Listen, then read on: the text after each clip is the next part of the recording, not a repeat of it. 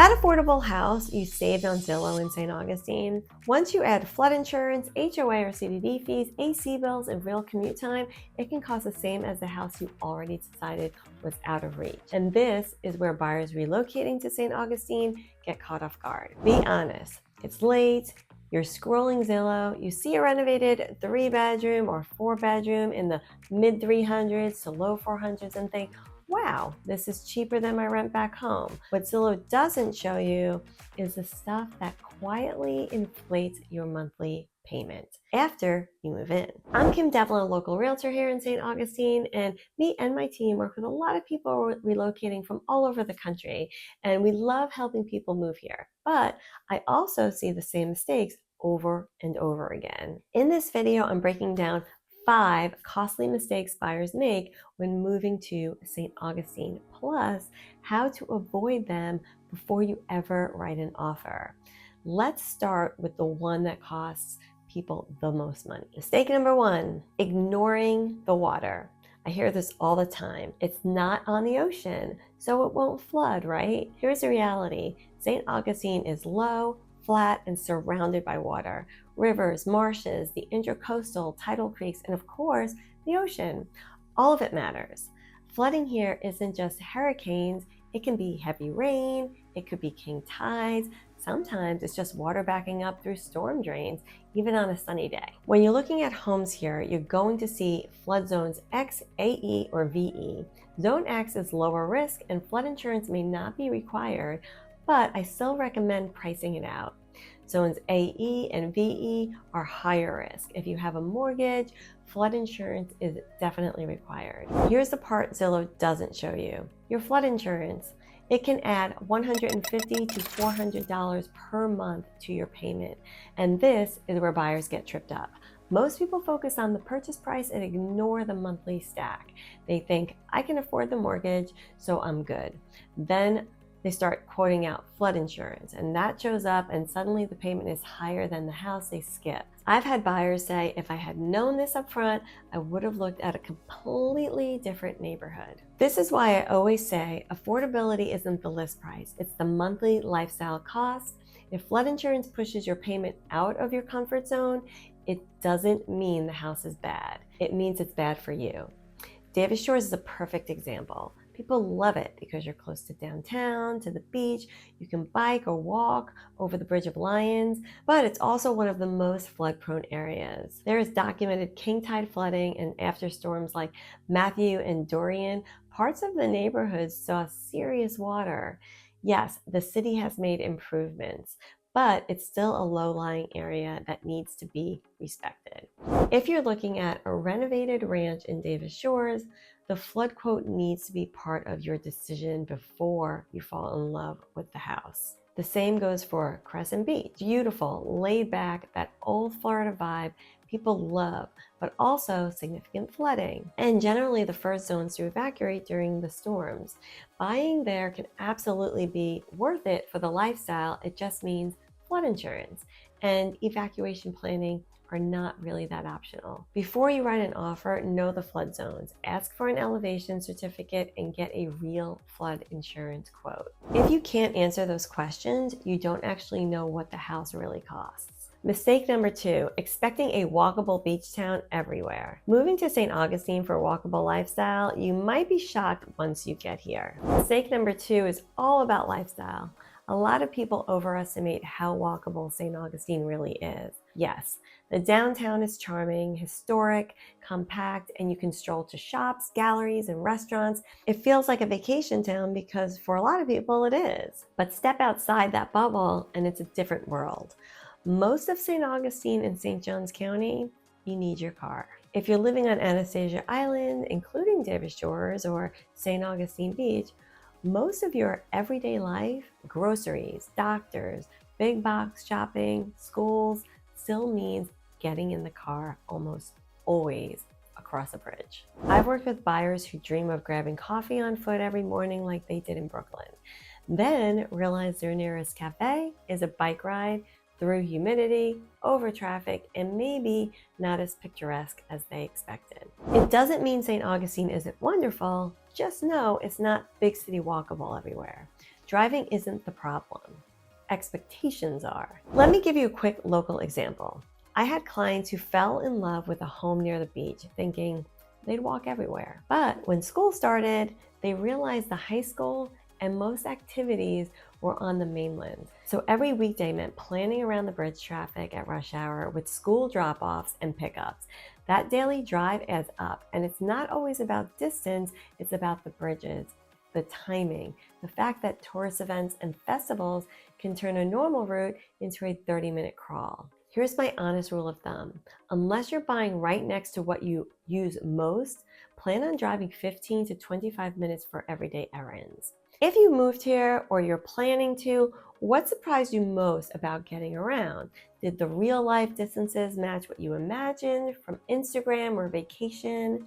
Drop your experience or your biggest walkability question in the comments below. I'd love to hear if you found a truly walkable spot or if you have a commute surprise story.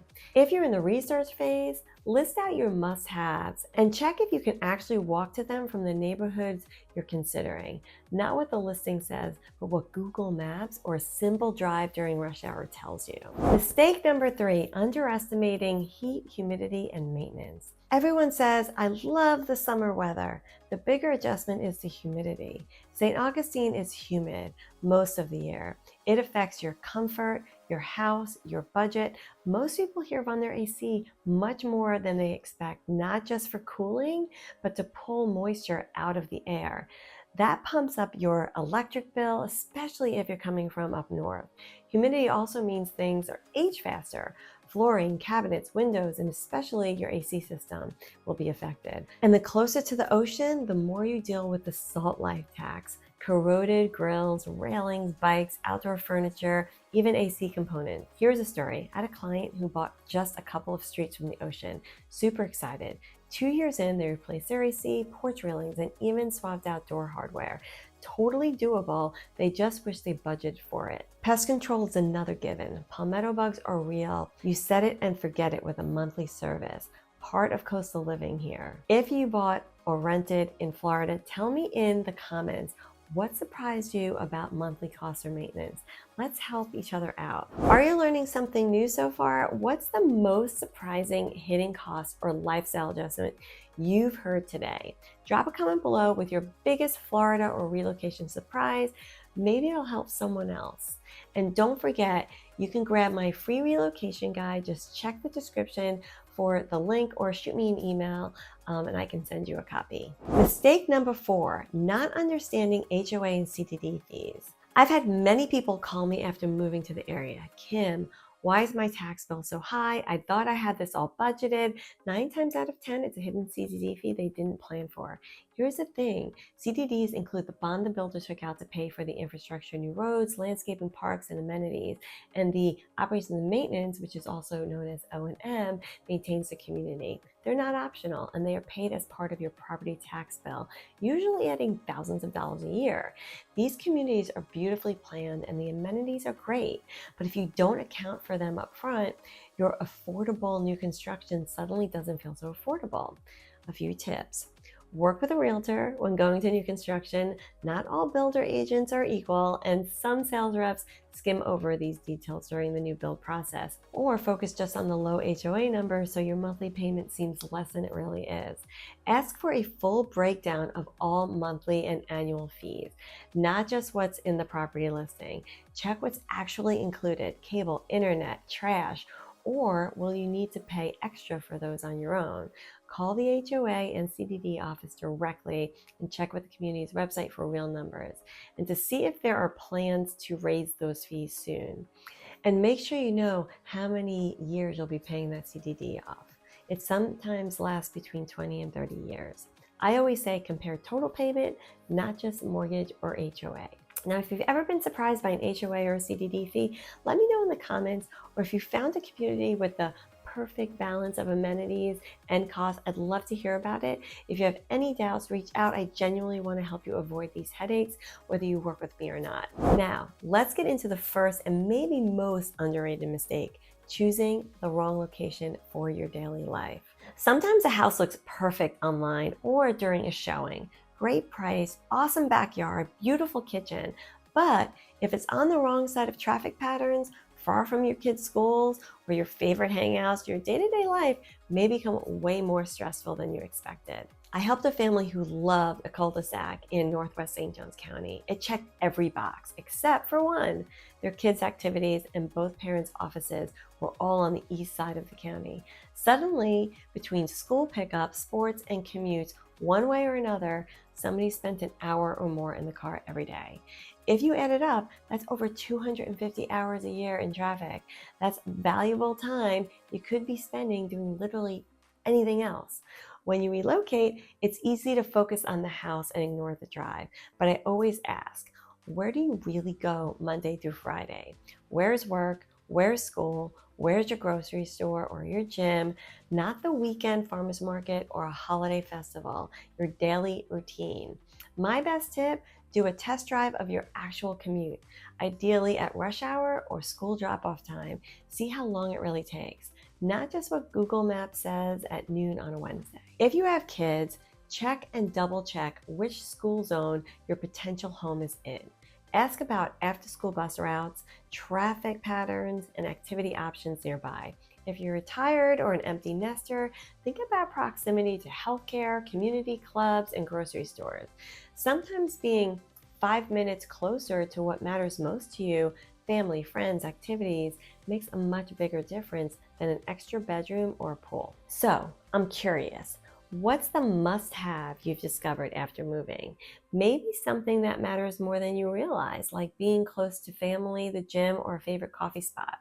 Or if you're still shopping, what's your number one location concern? Let's help each other out with real stories. Drop a comment below. So let's bring it all together. None of this is meant to scare you off. St. Augustine is an amazing place to live when you choose a neighborhood that fits your lifestyle, your comfort with home maintenance, and your real monthly budget. My whole goal, help you stop Zillow shopping in the dark and start planning with real numbers and practical priorities. Think about it this way. When you really understand the full cost, flood insurance, HOA and CDD fees, taxes, utilities, plus time and convenience, you can choose a place where you're happy for years, not just until the first bill or traffic jam. If you want a realistic breakdown of what living in St. Augustine actually costs, grab my free relocation guide. The link is in the description, or feel free to email me and request it. I'll send it your way.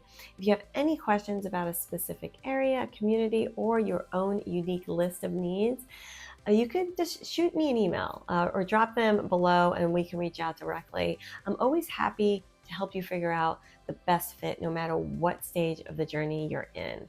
I really do appreciate you tuning in, so thank you for watching.